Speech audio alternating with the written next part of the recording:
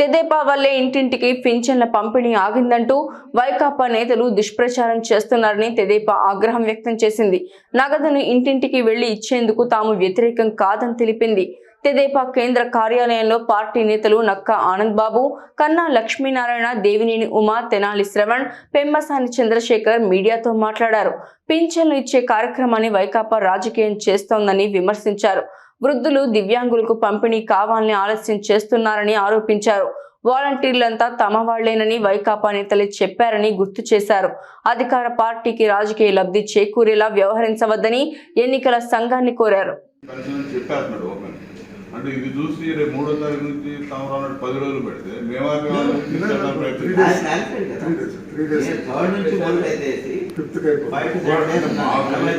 మా సబ్మిషన్ ప్రకారం కొంచెం మీరు థింక్ చేసిన ఈ ఎంప్లాయీస్ సెక్రటేరియట్ ఎంప్లాయీస్, ఎందుకంటే గవర్నమెంట్ ఎంప్లాయీస్ ఎక్కడ ఎప్పుడు అవసరం అయితే అక్కడ వాడటానికి మీకు అవకాశం ఉంది.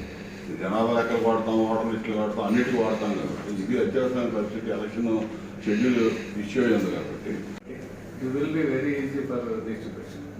సెల్ఫ్ సిఇఓ ఆర్డర్ వల్ల ఈ కన్ఫ్యూజన్ అంతా వచ్చింది. మార్నింగ్ అయితే వీటికి పెట్టానండి నేను, knowing the seriousness and sensitivity of the issue.